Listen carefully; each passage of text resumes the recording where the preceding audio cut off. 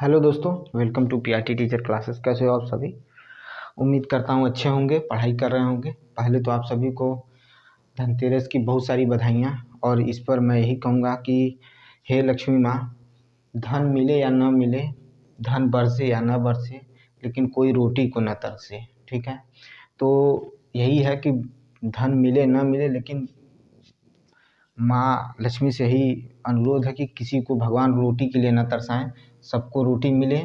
और सभी ये जो पर्व है, हम लोगों का राष्ट्रीय पर्व है, ये सभी लोग बहुत अच्छे से मनाएं, चाहे वो गरीब हो, चाहे अमीर हो, चाहे जिस क्लास से वर्ग से में आता है, या जिस भी स्तर पर है, उन उन सभी का जो ये त्यौहार है बहुत अच्छे से बीते। और इसी के साथ हमारा अगला चैप्टर जो बायोलॉजी में है, कल हम लोगों ने यूनिट एंड डायमेंशन के बारे में पढ़ा था, उसकी भी वीडियो आपको मिलेगी। लेकिन आज थोड़ा सा टिश्यू शुरू करते हैं, क्योंकि हम लोगों ने सेल और सेल डिवीज़न पढ़ लिया था।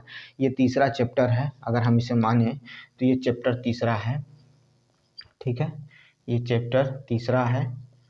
ठीक है, ये चैप्टर तीसरा है। और मैंने कहा था ना कि आपको मैं हर वैकेंसी से अवेयर कराऊंगा, और आप सभी को प्रण लीजिए मेरे साथ कि जो भी वैकेंसी आएंगी, जिनका सिलेबस लगभग यही है, आप सभी का फॉर्म भरेंगे और अपने मम्मी पापा के लिए, अपने फैमिली के लिए इतना प्रयास करेंगे, इतना अथक प्रयास करेंगे, ताकि वो भर्ती में क्या हो, आपका सिलेक्शन हो जाए। ठीक है, ताकि ये दीपावली और ये धनतेरस तो जैसे बीत रहा तैसे बीत रहा है, लेकिन अगला धनतेरस आए तो आप अपने माँ बाप को कुछ ऐसा उपहार करिए ताकि उन्हें भी लगे कि हाँ, हमने, हमारे बच्चे ने कुछ किया है, और आपके साथ मेरा भी सम्मान जुड़ा हुआ है। ठीक है, अगर आप अच्छे से करोगे तो मुझे भी संतुष्टि मिलेगी, मुझे भी खुशी मिलेगी। तो चलते शुरू करते हैं।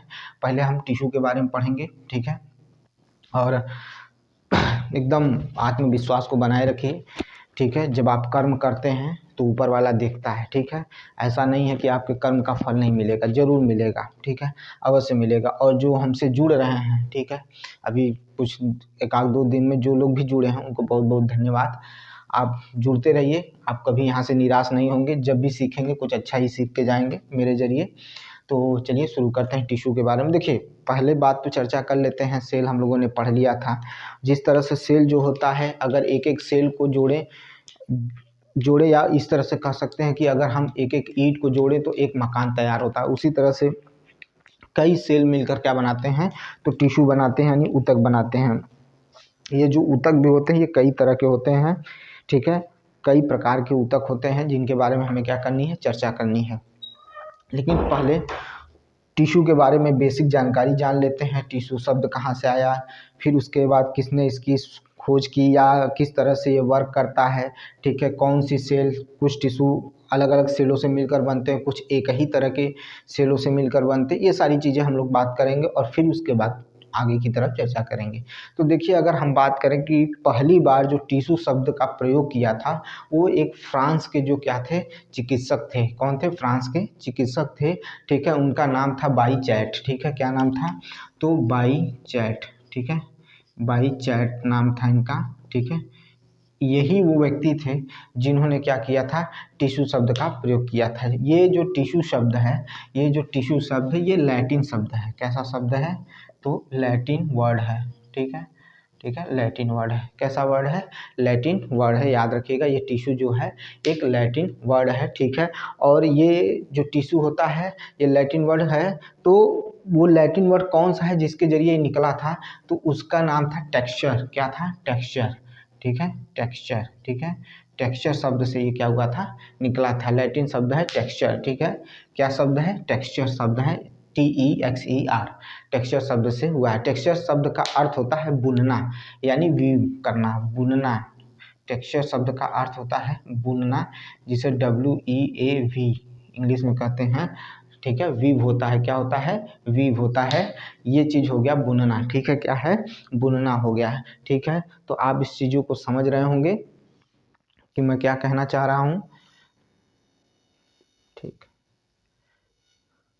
ठीक ठीक है, ये चीज़ होकर आ गया, यानी पहले जो ये शब्द प्रयोग किया था एक फ्रांस के जो वैज्ञानिक थे, ठीक है, कौन से वैज्ञानिक, क्या शैल चिकित्सक थे, जिन्होंने क्या टिश्यू शब्द का प्रयोग किया था। और ये लैटिन शब्द टेक्सचर से निकल कर आया, और टेक्सचर का अर्थ होता है बुनना। बुन कर तभी तो हम एक क्या बनाते हैं, एक जैसे किसी भी कपड़े को बुनेंगे तब तो जाके धागों को जोड़ेंगे तब जाकर एक कपड़ा तैयार होता, उसी तरह से ये भी बात है, ठीक है। ऊतक शब्द एन ग्रीव ने दिया था। कौन दिया था? ऊतक शब्द। इसको देने वाला कौन था? तो एन ग्रीव, ठीक है, एन ग्रीव, ठीक है। एन ग्रीव ने कौन सा शब्द दिया था? ऊतक शब्द दिया था। एन ग्रीव जो था किसने दिया था? ऊतक शब्द दिया था। किसने दिया था? एन ग्रीव ने दिया था, ठीक है। ये बात आपको समझ में आ गई होगी, समझ में आ गई होगी, ठीक है। अब ध्यान से सुनिएगा, पहले तो इनके बारे में हम जान लिए हैं, फिर से सुन लीजिए। टिश्यू, टिश्यू शब्द लैटिन वर्ड के टेक्सचर शब्द से बना है, जिसका अर्थ होता है बुनना। और टिश्यू नाम देने वाला कौन था? बाइचैर था। और ये फ्रांस के ये बंदा जो था वो फ्रांस का क्या था? फ्रांस का शल्य चिकित्सक था। शल्य चिकित्सक था, चिकित्सक, ठीक है, शल्य चिकित्सक था, ठीक है।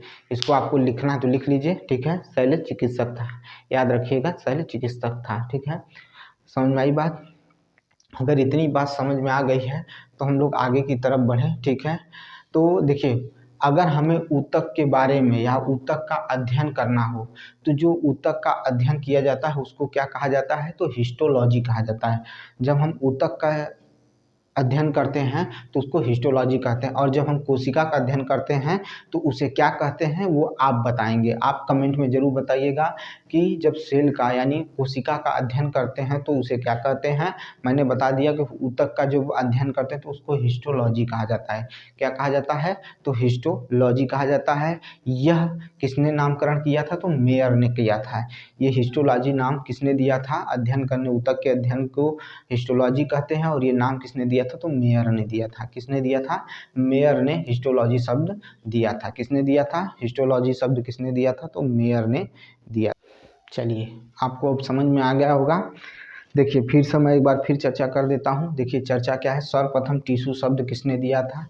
तो टिश्यू शब्द देने वाला कौन था? तो बाइचैर था। कौन था? बाइचैर था। ये फ्रांस का शल्य चिकित्सक था, ठीक है। इसने ये शब्द किससे दिया? तो एक लैटिन शब्द था टेक्सचर, टेक्सचर से ही ये निकल कर आया। कौन? टिश्यू।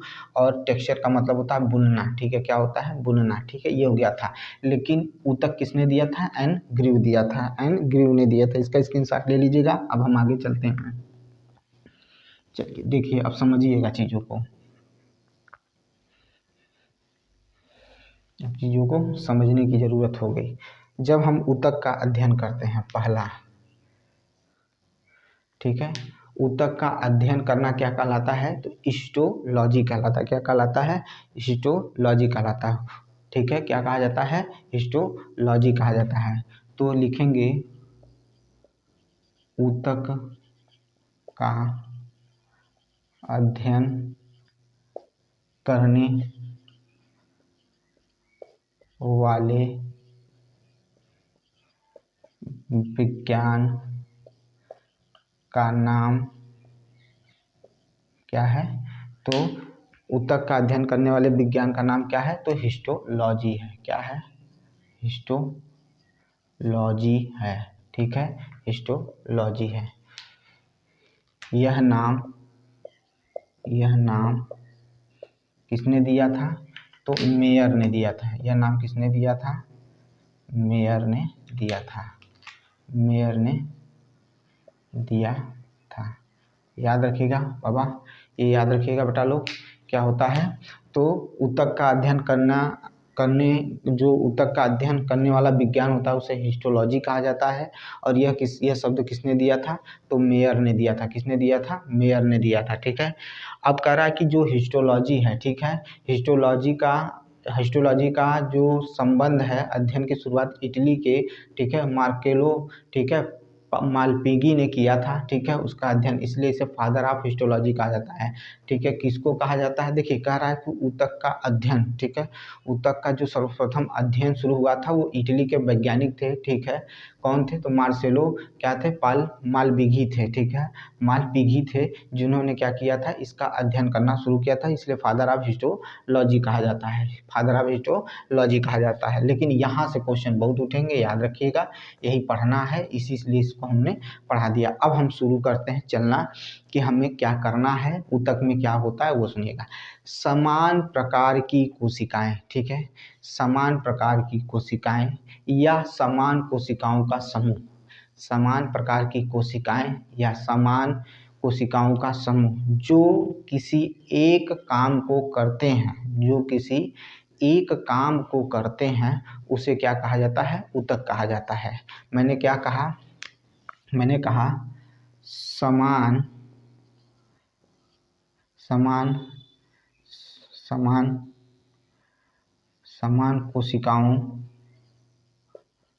कोशिकाओं समान कोशिकाओं का समूह समूह समान कोशिकाओं का समूह समान कोशिकाओं का समूह जो किसी कार्य को करते हैं उसे टिश्यू कहते हैं। इसे क्या कहते हैं, टिश्यू कहते हैं। फिर से सुनिएगा, देखिए क्या कह रहा है कि समान कोशिकाओं का वह समूह जो किसी एक काम को, जो किसी कार्य को करते हैं, ठीक है, किसी एक कार्य को करते हैं उसे क्या कहते हैं, टिश्यू कहते हैं। क्या कहते हैं, टिश्यू कहते हैं। जब कोशिकाएं समूह में होती हैं, ध्यान से सुनिएगा, जब कोशिकाएं क्या होती हैं, समूह में होती हैं, ठीक है, तो उसे क्या कहा जाता है, ऊतक कहा जाता है। अभी मैंने इस चर्चा को बता दिया कि जब कोशिकाएं समूह में होती हैं तो उसे ऊतक कहा जाता है।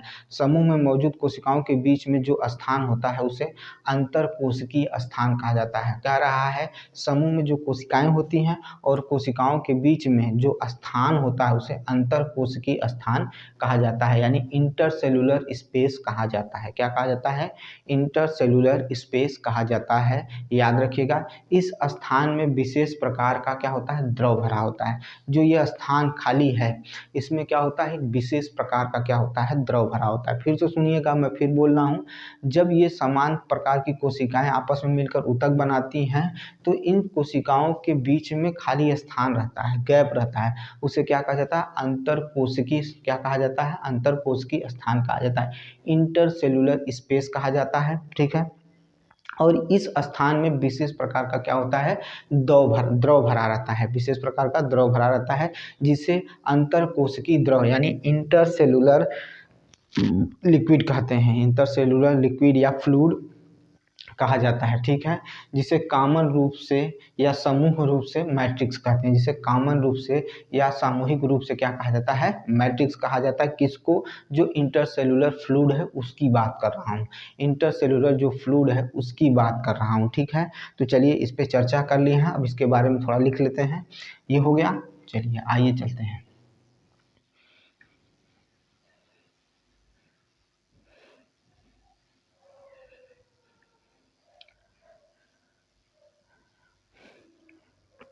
मैंने क्या कहा था, मैंने एक बात कहा कि समूह में मौजूद कोशिकाओं के बीच क्या होता है, जो स्थान होता है उसे इंटरसेलुलर क्या कहते हैं, स्पेस कहते हैं। ठीक है, सुनिए, कोशिकाओं जब कोशिकाएं जब कोशिकाएं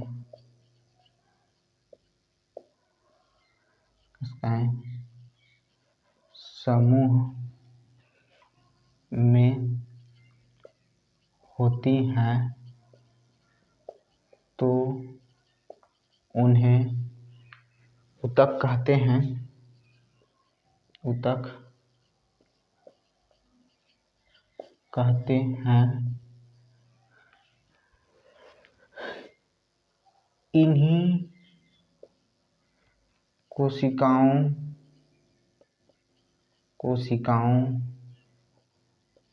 के बीच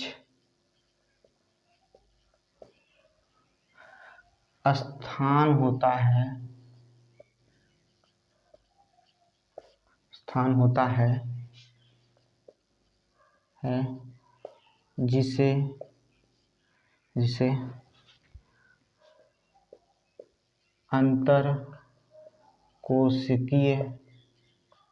अंतरकोशिकीय समूह अंतरकोशिकीय स्थान यानी इंटर सेलुलर स्पेस कहते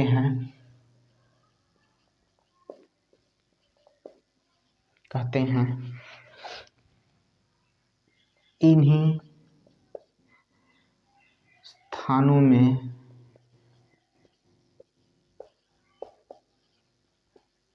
विशेष प्रकार का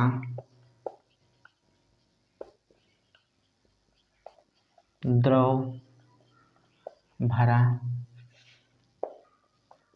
रहता है जिसे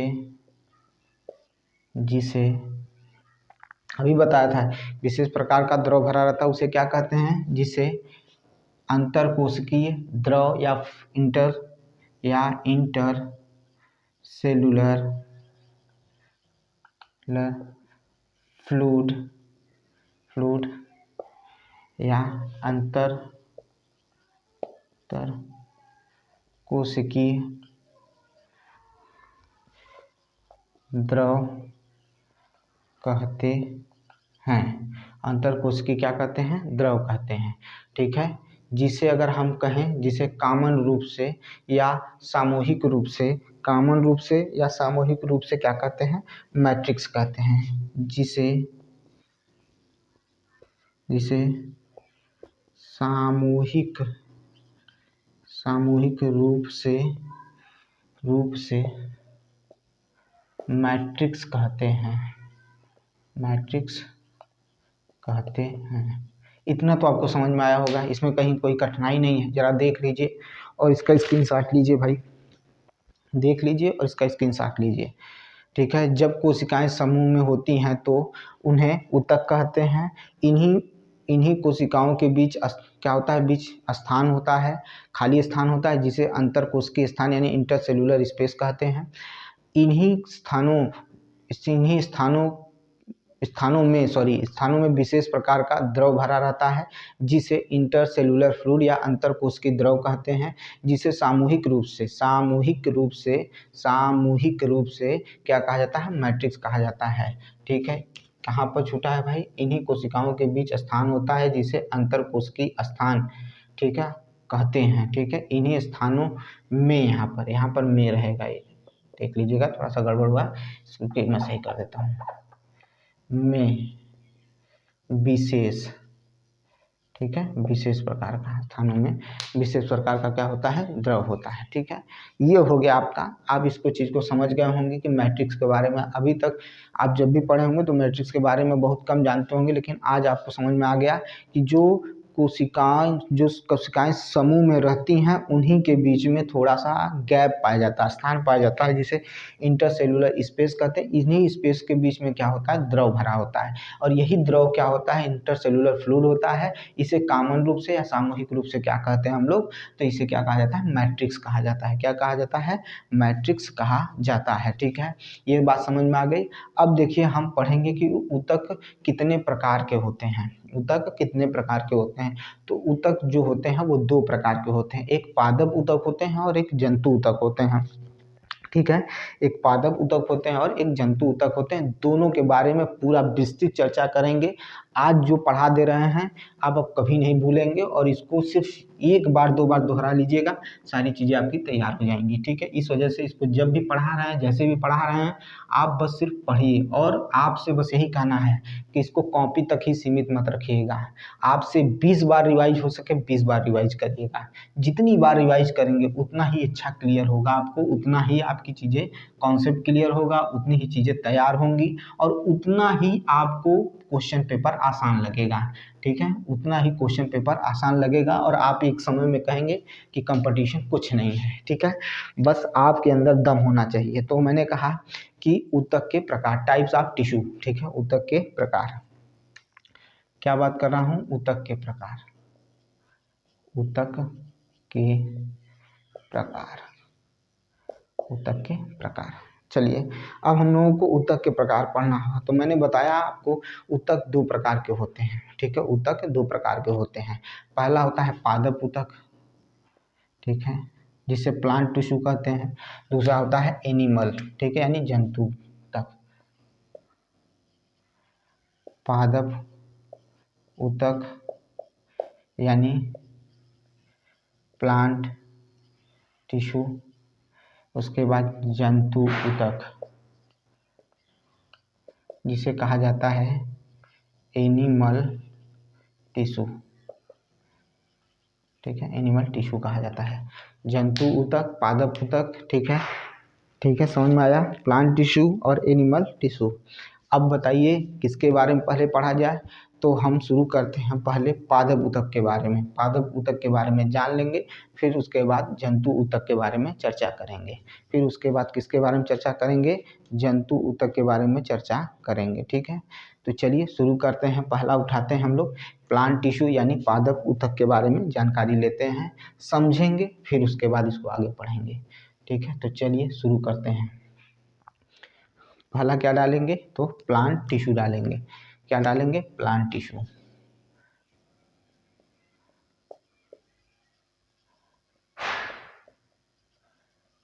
टिश्यू जंतु, अरे सॉरी क्या लिख रहे हैं,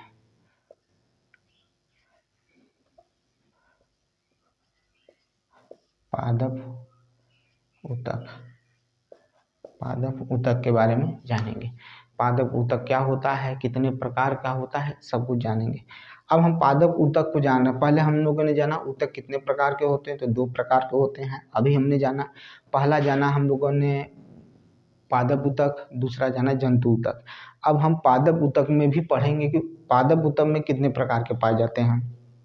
पादप ऊतक में भी जो ऊतक होते हैं वो कितने प्रकार के पाए जाते हैं वो भी जानेंगे, ठीक है। तो इसमें 2 तरह के ऊतक पाए जाते हैं, ठीक है। इसमें भी 2 तरह के क्या होते हैं, ऊतक पाए जाते हैं। एक अस्थायी ऊतक पाए जाते हैं और एक विभाज्योतिकी ऊतक पाए जाते हैं। विभाज्योतिकी ऊतक पाए जाते हैं, ठीक है। एक होता है कौन सा, अस्थायी ऊतक, और एक होता है विभाज्योतिकी ऊतक होता है, विभाज्योतिकी ऊतक होता है। प्लांट टिश्यू, ठीक है। अब प्लांट टिश्यू में देखिए 2 तरह के टिश्यू पाए जाते हैं। प्लांट टिश्यू में भी 2 तरह के टिश्यू पाए जाते हैं, ठीक है। एक होता है आपका कौन होता है, तो सरल ऊतक होता है, अरे सॉरी सरल कह रहे हैं, अस्थायी ऊतक होता है जिसे परमानेंट टिश्यू कहते हैं। और एक होता है आपका विभाज्य ऊतकी ऊतक होता है जिसे मेरिस्टेमेटिक क्या कहा जाता है, मेरिस्टेमेटिक टिश्यू कहा जाता है। क्या कहा जाता है, तो मेरिस्टेमेटिक टिश्यू कहा जाता है। याद रखिएगा, फिर से सुनिएगा, जो पादप ऊतक है 2 तरह का होता है। एक होता है आपका स्थायी ऊतक होता है जिसे परमानेंट टिश्यू कहते हैं, और दूसरा जो होता है वो क्या होता है, विभाज्य ऊतकी ऊतक होता है। क्या होता है, विभाज्य ऊतकी ऊतक होता है, ठीक है, जिसे मेरिस्टेमेटिव, ठीक है, क्या कहा जाता है, मेरिस्टेमेटिक क्या कहा जाता है, टिश्यू कहा जाता है। तो देखिए मैं लिख दे रहा हूँ, ए करके डालूंगा और ये बी।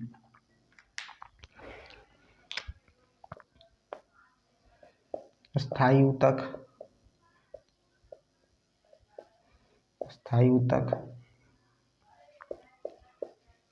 परमानेंट टिश्यू, ठीक है, परमानेंट टिश्यू। फिर क्या होता है, विभाज्य योतिकी, योतिकीय, विभाज्योतिकी, विभाज्योतिकी ऊतक, ठीक है, जिसे मेरिस्टेमेटिव,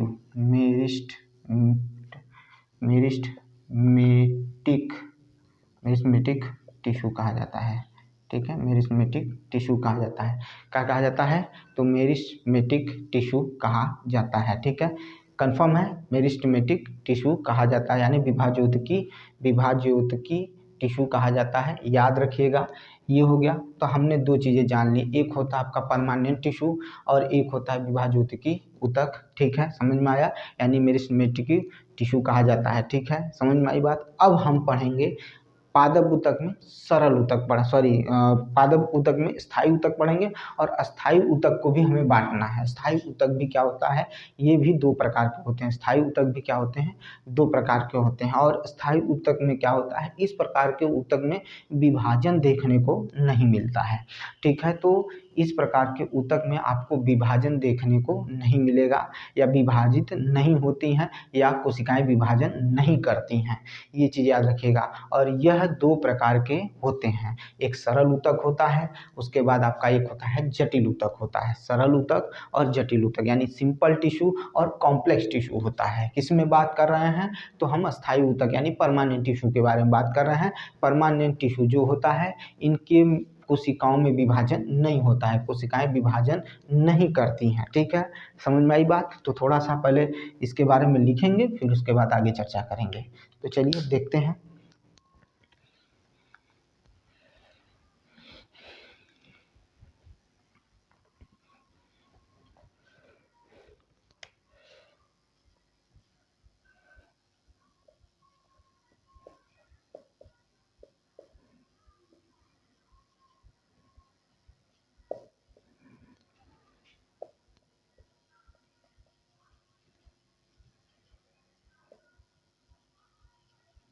परमानेंट टिश्यू, ठीक है। परमानेंट टिश्यू भी कितने प्रकार के होते हैं, दो प्रकार के होते हैं। ये भी कितने प्रकार के होते हैं, दो प्रकार के होते हैं। पहले लिख देते हैं, फिर उसके बाद बताते हैं। एक होता है आपका सरल ऊतक, सरल ऊतक, ठीक है। सरल ऊतक जिसे कहा जाता है simple tissue, tissue sorry capital लिखिए, टिश्यू। दूसरा जो होता है जटिल ऊतक, जटिल ऊतक, कॉम्प्लेक्स टिश्यू, ठीक है, कॉम्प्लेक्स टिश्यू। ये हो गया आपका दो। ये इसी दो के बारे में हम लोग क्या करेंगे, चर्चा करेंगे। इससे पहले जान लेते हैं कि स्थायी ऊतक में मैंने अभी बताया कि स्थायी ऊतक की कोशिकाएं विभाजन नहीं करती हैं। एक पॉइंट डाल के लिख लीजिएगा, नोट करके लिखिएगा। स्थायी ऊतक की कोशिकाएं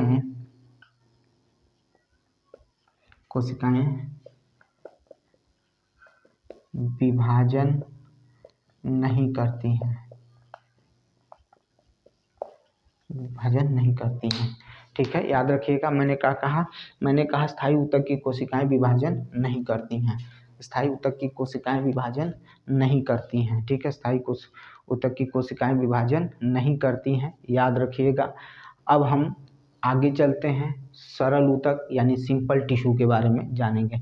सरल ऊतक और सिंपल टिश्यू के बारे में जानेंगे, क्योंकि इनको जानना बहुत ज़रूरी है, इनके बारे में पढ़ना भी बहुत ज़रूरी है। तो चलिए चलते हैं, अब सरल ऊतक को पढ़ेंगे। ठीक है,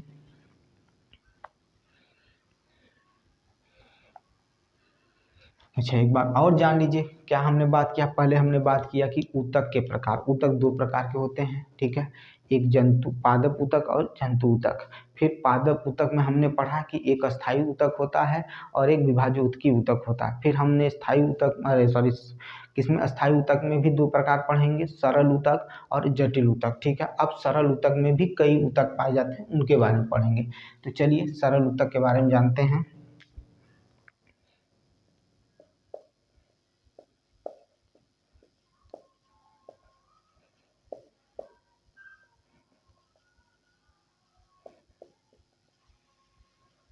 सिंपल टिश्यू, सरल ऊतक, सरल ऊतक हो गया आपका। देखिए ध्यान से सुनिएगा, जिस तरह से बता रहा हूँ एकदम क्रम वाइज पढ़ते आएंगे तो कोई चीज़ मिस नहीं होगी, कोई चीज़ भूलेगी नहीं। ठीक है, लेकिन अगर आप बीच में कहीं स्किप कर रहे हैं, अगर पढ़ रहे हैं ध्यान कहीं और चला गया, तब समझ लीजिए कि आपकी चीज़ें छूटेंगी।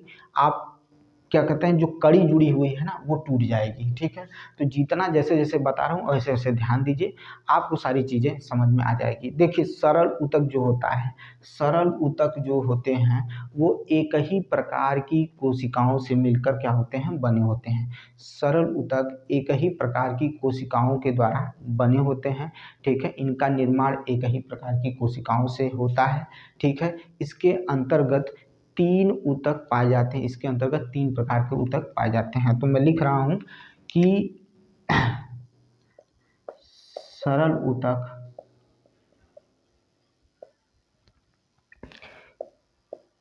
एक ही प्रकार की प्रकार की कोशिकाओं से मिलकर बने होते हैं। ठीक है, सरल ऊतक एक ही प्रकार की कोशिकाओं से मिलकर बने होते हैं। इनके अंतर्गत इनके अंतर्गत 3 प्रकार की कोशिकाएं पाई जाती हैं। 3 प्रकार की कोशिकाएं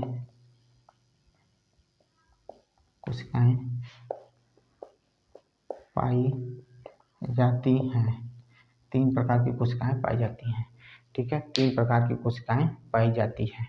देखिए, हम आपको फिगर नहीं दिखा सकते क्योंकि हमारे पास वो सुविधा नहीं है, लेकिन आपको हम इतना तरीके से समझाएंगे, उस तरह समझाएंगे कि जो आपको एग्जाम में आ रहा है वो आपके पास रहेगा, वो चीज़ आपके पास रहेगा, उसके लिए आपको अफसोस करने की ज़रूरत नहीं है। ठीक है, तो और चीज़ें सही रही, सहयोग आपका रहा, तो वो भी चीज़ें हो जाएंगी, जो ज़रूरत है वो भी पूरा होगा। लेकिन फिलहाल अभी इसी से काम चलाते हैं। तो सरल ऊतक एक ही प्रकार की कोशिकाओं से मिलकर बने होते हैं। इनके अंतर्गत 3 प्रकार की कोशिकाएं होती हैं। 3 प्रकार की कोशिकाएं होती हैं। ठीक है, सबके बारे में बारी बारी से पढ़ेंगे। अब तो हमें पता चल गया ना कि सरल ऊतक 3 प्रकार के होते हैं। ठीक है, सरल ऊतक 3 प्रकार के होते हैं। ठीक है, समझ में आई बात? चलिए उस पर चर्चा करते हैं। देखिए, हम इसमें पहला पढ़ने चल रहे हैं पैरेन्काइमा। ठीक है, क्या कहा मैंने? पैरेन्काइमा टिश्यू के बारे में जानने चल रहे हैं। किसके बारे में जानेंगे? तो पैरेन्काइमा टिश्यू के बारे में जानेंगे। ठीक है, उसके बाद आपका कौन आएगा? तो पैरेन्काइमा के बाद आएगा कोलेनकाइमा टिश्यू आएगा। ठीक है, क्या आएगा? पैरेन्काइमा के बाद कोलेनकाइमा आएगा, फिर स्क्लेरेन्काइमा आएगा। ठीक है, स्क्लेरेन्काइमा आएगा। यही 3 प्रकार के टिश्यू पढ़ने हैं जिनके बारे में विस्तृत जानकारी हमको लेना है। ठीक है, तो ये हो गया आपका। तो पहला शुरू करते हैं हम इसमें। ठीक है, जिसे मृदु ऊतक या पैरेन्काइमा टिश्यू कहा जाता है। मृदु ऊतक या पैरेन्काइमा टिश्यू कहा जाता है। तो चलिए शुरू करते हैं। ये हो गया आपका। चलिए, अब ये हम किसके अंतर्गत पढ़ रहे हैं? तो सरल ऊतक के अंतर्गत पढ़ रहे हैं। आप जैसे जैसे लिख रहे हैं उसी तरह से करिएगा, जैसे जैसे लिख रहे हैं उसी तरह से करिएगा। चलिए, अब देखिए, हमने कहा था आपको कि हमको क्या पढ़ना है? सिंपल टिश्यू पढ़ना है। क्या पढ़ना है? सिंपल टिश्यू, यानी सरल ऊतक में सरल ऊतक पढ़ना है। अस्थाई में सरल ऊतक पढ़ना है। ठीक है, सरल ऊतक पढ़ना है, यानी सिंपल टिश्यू के बारे में पढ़ना है। सिंपल टिश्यू, ठीक है, सिंपल टिश्यू के बारे में पढ़ना है। और सिंपल टिश्यू में क्या क्या पढ़ना है, सारी चीज़ें समझेंगे, तब उसके बाद आगे बढ़ेंगे। जो सिंपल टिश्यू है उसी में हमें क्या पढ़ना है? तो हमने कहा था कि पैरेन्काइमा पढ़ना है। क्या पढ़ना है? पैरेन्काइमा पढ़ना है। ठीक है, तो पहले उसके बारे में चर्चा कर लेते हैं, फिर उसके बाद हम आगे उसके बारे में पढ़ेंगे। ठीक है, तो पैरेन्काइमा इसमें पढ़ना है। मैं बताऊँगा, घबराइए मत। इसी के अंदर आता है, मैं बता दूँ, मृदु ऊतक। ठीक है, मृदु ऊतक आता है। ठीक है, जिसे क्या कहा जाता है? पैरेन्काइमा। ठीक है, पैरेन्काइमा टिश्यू कहा जाता है। याद रखिएगा, पैरेन्काइमा टिश्यू हमें पढ़ना है। ठीक है, ये चीज़ याद रखिएगा। अब चलिए देखिए, ध्यान से सुनिएगा बातों को, तब उस पर चर्चा आपको समझ में आएगा। देखिए, कह रहा है कि एपिडर्मिस के नीचे, एपिडर्मिस भी क्या है? एक प्रकार का ऊतक होता है। ठीक है, एपिडर्मिस भी क्या है? एक प्रकार का ऊतक होता है, जो प्लांट के बाहरी आवरण को कवर करके रखता है। ठीक है, वो क्या करता है? प्लांट के बाहरी आवरण को कवर करके रखता है, यानी प्लांट की सतह पर पाया जाता है। ठीक है, यानी ताकि यह क्या करे? यह बाहरी आघात से पौधे को बचाए। ठीक है, बाहरी आघात से बचाए। और जो गैसों का, ठीक है, उत्सर्जन हो रहा है या वाष्प उत्सर्जन हो रहा है, एपिडर्मिस के बारे में बात कर रहे हैं, तो जो गैसों का उत्सर्जन कर रहा है, वाष्प का उत्सर्जन कर रहा है, उसको नियंत्रित करे, बाहरी आघात से बचाए। गैसों का उत्सर्जन, वाष्प उत्सर्जन दोनों को क्या करे, नियंत्रित करे। यानी गैस का विनिमय हो या उत्सर्जन हो या वाष्प का उत्सर्जन हो, विनिमय हो, तो उसको भी क्या करता है, नियंत्रित करता है। रंध्र के जरिए पानी का सेवन, ठीक है, रंध्रों के जरिए क्या करता है, पानी के सेवन का नियंत्रण करता है। ये भी करता है, कौन करता है, तो एपिडर्मिस। लेकिन हमें एपिडर्मिस पढ़ना नहीं है। एपिडर्मिस को भी जानते रहिए, बाहरी आवरण को क्या करता है, कवर करके रखता है। ठीक है, समझ में आई बात, क्लियर है। चले अब आगे।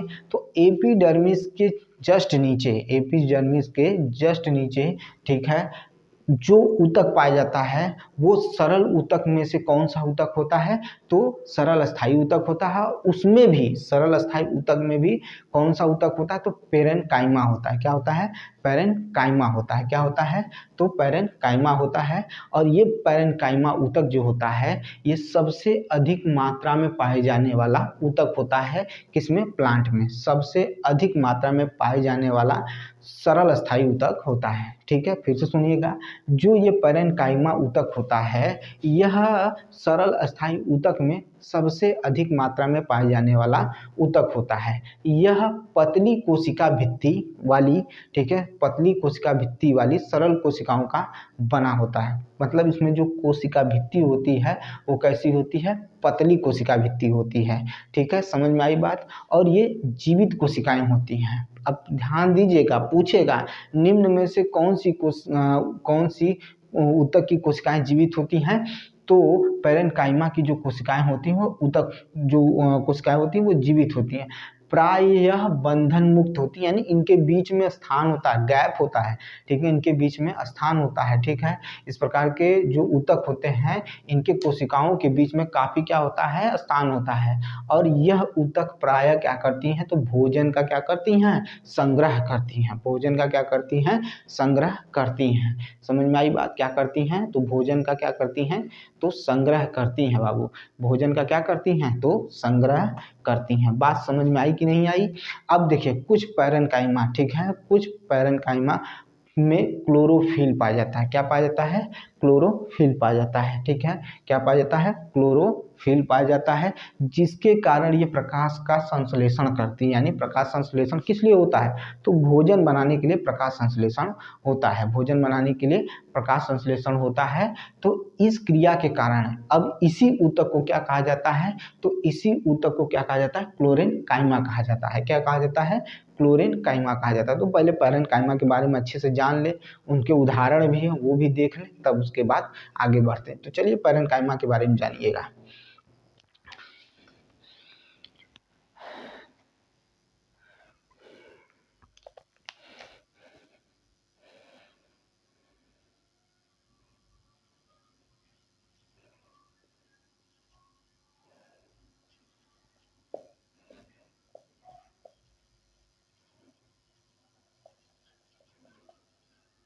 ठीक है, इसको डायरेक्ट पेरेन्काइमा भी लिखते हैं लोग, ऐसा नहीं है कि नहीं लिख सकते हैं, लेकिन अभी हम जो लिख रहे हैं वही, उसको ध्यान दीजिएगा।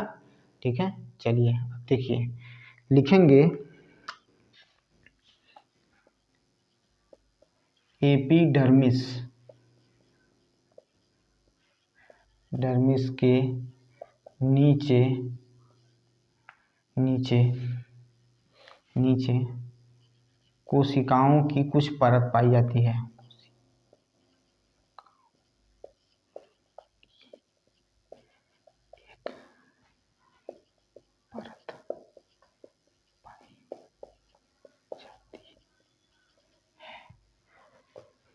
इनके समूह को, इनके समूह को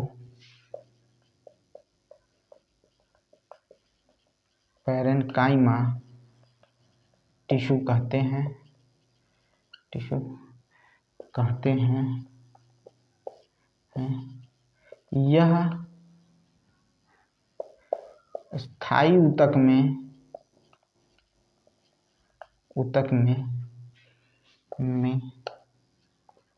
सबसे अधिक मात्रा में पाया जाता है, सबसे अधिक मात्रा में पाया जाता है। ठीक है, इनकी कोशिकाओं के बीच काफी रिक्त स्थान होता है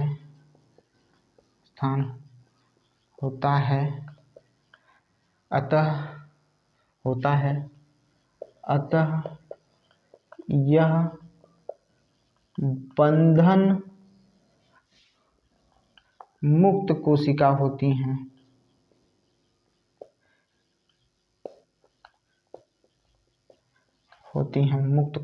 बंधन मुक्त कोशिका होती हैं। ये जीवित कोशिकाएं होती हैं। जीवित कोशिकाएं होती हैं। ये कैसी कोशिकाएं होती हैं? तो जीवित कोशिकाएं होती हैं। ठीक है। यह प्रायः भोजन का भंडारण करती हैं। यह प्रायः भोजन का क्या करती हैं? भंडारण करती हैं। ठीक है, क्लियर है। यह प्रायः क्या करती हैं? भोजन का भंडारण करती हैं। देख लीजिए, मैं फिर से बता, एपिडर्मिस के नीचे कोशिकाओं का एक परत पाई जाती है। इनके समूह को पैरेन्काइमा टिश्यू कहते हैं। यह अस्थायी ऊतक में सबसे अधिक मात्रा में पाई जाती हैं। इनकी कोशिकाओं के बीच में काफ़ी रिक्त स्थान होता है, अतः यह बंधन मुक्त कोशिकाएं होती हैं। ये जीवित कोशिकाएं होती हैं और यह प्रायः भोजन का क्या करती हैं? भंडारण। चलिए, ये हो गया, ये समझ में आ गया होगा। चलिए अब आगे की तरफ चलते हैं। ठीक है, आगे की तरफ चलते हैं।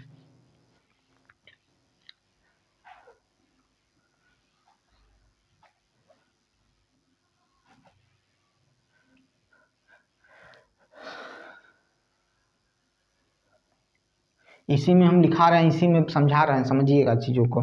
अब कह रहा है कि जो पैरेन्काइमा कोशिकाएं होती हैं, ठीक है, पौधे में जो पैरेन्काइमा कोशिकाएं होती हैं, इन्हीं कोशिकाओं में से, ठीक है, या पैरेन्काइमा के जो ऊतक होते हैं, इन्हीं ऊतक में क्या होता है? तो कुछ पैरेन्काइमा ऊतक में क्या पाया जाता है? तो क्लोरोफिल पाया जाता है। फिर से सुनिएगा, कुछ पैरेन्काइमा में क्लोरोफिल क्या पाया जाता है? ऊतक पाया जाता है, यानी क्लोरोफिल पाया जाता है किसमें? पैरेन्काइमा ऊतक में। तो ये जो क्लोरोफिल पाया जाता है, तो ये जब क्लोरोफिल पाया जाता है तो ये प्रकाश संश्लेषण की क्रिया में भाग लेते हैं। जब प्रकाश संश्लेषण की क्रिया में भाग लेते हैं तो इन ऊतकों को क्लोरेन्काइमा, यानी इन ऊतकों को क्या कहा जाता है? तो क्लोरेन्काइमा कहा जाता है। क्या कहा जाता है? क्लोरेन्काइमा कहा जाता है। इन ऊतकों को क्या कहा जाता है? तो क्लोरेन्काइमा कहा जाता है। क्यों कहा जाता है भाई? तो इसमें क्या पाया जाता है? क्लोरोफिल पाया जाता है, और क्लोरोफिल के कारण ये क्या करती हैं? प्रकाश संश्लेषण करती हैं। प्रकाश संश्लेषण की क्रिया जब संपन्न करेंगी, इसी के कारण इनको क्या कहा जाता है? क्लोरेन्काइमा कहा जाता है। क्या कहा जाता है? क्लोरेन्काइमा कहा जाता है। तो इसको स्टार करके लिखिएगा। क्या कह रहा हूँ समझिएगा। मैं कह रहा हूँ कुछ पैरेन्काइमा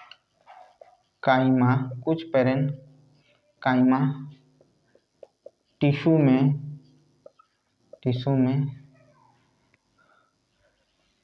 क्लोरोफिल पाया जाता है। क्लोरोफिल पाया जाता है जो प्रकाश संश्लेषण की क्रिया को संपन्न करती हैं। प्रकाश संश्लेषण की क्रिया को क्या करती हैं? संपन्न करती हैं। और जब ऐसी स्थिति आती है तो संपन्न करती हैं। अतः इस प्रकार के टिश्यू को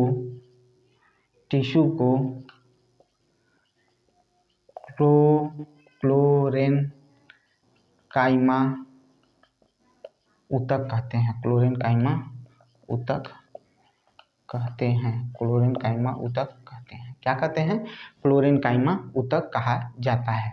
ठीक है, ठीक है, समझ में आया कि नहीं आया? अब हम बात करते हैं कि कुछ जलीय पौधे होते हैं। ठीक है, कुछ जलीय पौधे होते हैं। ठीक है, कुछ जलीय पौधे होते हैं। तो वो जो जलीय पौधे होते हैं, उन जलीय पौधों में भी पैरेन्काइमा कोशिकाएं पाई जाती हैं।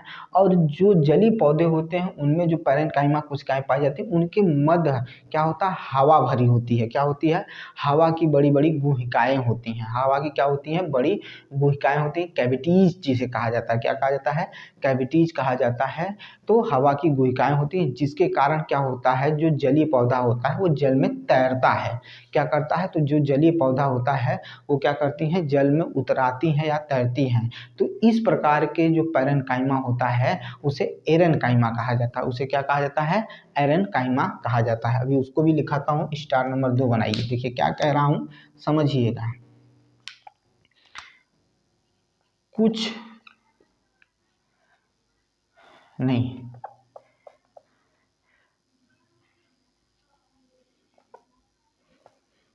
ऐसे लिखिए, जलीय पौधों में पाए जाने वाला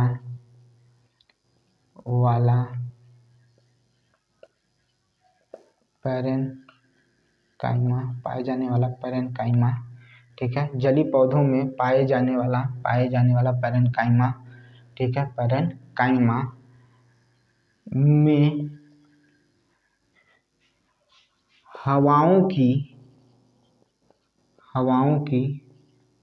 बड़ी गुहिकाएं पाई जाती हैं। बड़ी गुहिकाएं पाई जाती हैं। हवाओं की बड़ी गुहिकाएं क्या होती हैं? पाई जाती हैं।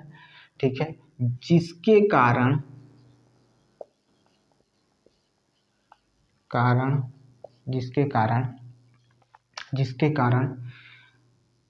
जलीय पौधे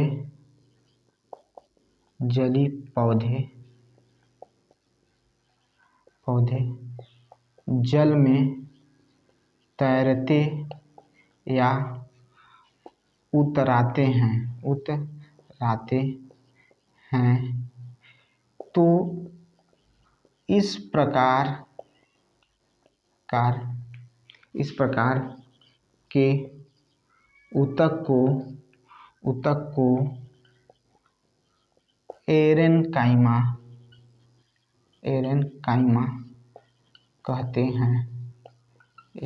कहते हैं। तो प्लीज इसको नोट डाउन करिएगा, या तो स्क्रीनशॉट ले लीजिए। ठीक है,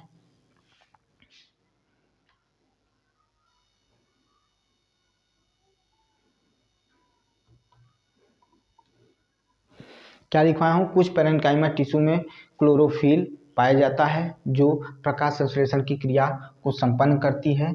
अतः इस प्रकार के टिश्यू को क्लोरेन्काइमा कहते हैं। जलीय पौधे में पाए जाने वाले पैरेन्काइमा में हवाओं की बड़ी गुहिकाएं पाई जाती हैं, जिसके कारण जलीय पौधे जल में तैरते या उतराते हैं। इस प्रकार के ऊतक को एरेन्काइमा कहा जाता है। इस प्रकार के ऊतक को क्या कहा जाता है? एरेन्काइमा कहा जाता है। बात समझ में आई कि नहीं आई? एरेन्काइमा कहा जाता है। क्लियर है भाई? क्लियर है आपको? ठीक है, तो चलिए आगे की तरफ चलते हैं, कुछ और बातें करते हैं, कुछ और चर्चा करते हैं और कुछ चीज़ों के बारे में जानते हैं। कह रहा है कि पौधे में, मतलब अब देखिएगा ध्यान से, पौधों में कुछ पौधे ऐसे होते हैं जिनके अंदर लचीलापन पाया जाता है। अगर आप वो देखेंगे, बम्बू जो है एक तरह का घास होता है, लेकिन हम एक उदाहरण ले रहे हैं जनरल, कि जो बम्बू होता है, जो बांस होता है, उसके जो भी डंठल होते हैं उनको मोड़िए तो काफ़ी लचीले होते हैं। उसी तरह से बहुत से पौधे होते हैं, या अक्सर आप नीम के पेड़ में देखेंगे तो उसके जो दातून को तोड़ना होता है तो काफ़ी लचीले होते हैं, जल्दी टूटते नहीं हैं। ठीक है, उनमें क्या पाया जाता है? लचीलापन पाया जाता है। तो पौधों में जो लचीलापन पाया जाता है, पौधों में जो लचीलापन आता है, यह एक गुण है और यह एक अन्य अस्थायी ऊतक है। यह एक अन्य अस्थायी ऊतक है जिसे क्या कहा जाता है? कोलेनकाइमा कहा जाता है। क्या कहा जाता है? कोलेनकाइमा कहा जाता है। क्या कहा जाता है? कोलेन काइमा कहा जाता है। और ये कोलेन काइमा के कारण ही उसमें लचीलापन आता है। ये पौधों के विभिन्न भागों में, जैसे तना हो गया, जड़ हो गया, पत्ती हो गई, ठीक है, इसमें पाया जाता है। ठीक है, ये बिना टूटे लचीलापन देखने को मिलता है। ठीक है, लचीलापन देखने को मिलता है। ठीक है, तो यह पौधों को क्या करते हैं, यांत्रिक सहायता प्रदान करते हैं। पौधों को क्या करते हैं, यांत्रिक सहायता प्रदान करते हैं। ठीक है, तो हम इस ऊतक को क्या कह सकते हैं, तो एपिडर्मिस के नीचे ही ये भी ऊतक पाया जाता है। और इसे क्या होता है, पर्णवृत्त में भी मानते हैं कि ये पर्णवृत्त में भी पाया जाता है। ठीक है, हम किसकी बात कर रहे हैं, तो किसकी बात कर रहे हैं, तो पैरेन्काइमा की बात कर रहे हैं। लेकिन यह पैरेन्काइमा क्या होता है, इसके अंदर लचीलापन पाया जाता है। क्या पाया जाता है, लचीलापन पाया जाता है। ठीक है, तो लचीलापन पाए जाने के कारण ये क्या होता है कि इनके अंदर यांत्रिक सहायता आती है, यानी पौधों को ये यांत्रिक सहायता देते हैं। ठीक है, ये चीज हो गई। और क्या कहा, तो इस ऊतक की कोशिकाएं जीवित होती हैं। क्या होती हैं, इस ऊतक की कोशिकाएं जीवित होती हैं, लंबी होती हैं। ठीक है, जीवित होती हैं, लंबी होती है और अनियमित ढंग से क्या होती हैं, अनियमित ढंग से कोनों पर मोटी होती हैं तथा कोशिकाओं में बहुत कम स्थान इनके पाया जाता है। इनके कोशिकाओं में बहुत कम स्थान पाया जाता है। ठीक है, ये चीज क्लियर हो गई इतनी। अब हम कल इसके बारे में आगे की तरफ चर्चा करेंगे। ठीक है, और जितना मैंने पढ़ाया है इसको जरूर रिवाइज करिएगा। मिलते हैं नेक्स्ट वीडियो में। बहुत बहुत धन्यवाद। और मैं यही रिक्वेस्ट आपसे करूँगा कि वीडियो को ज़्यादा से ज़्यादा शेयर करिए, लाइक करिए मेरे चैनल को। ठीक है, मेरे वीडियो को सब्सक्राइब करिए मेरे चैनल को। मिलते हैं नेक्स्ट वीडियो में। हैप्पी धनतेरस।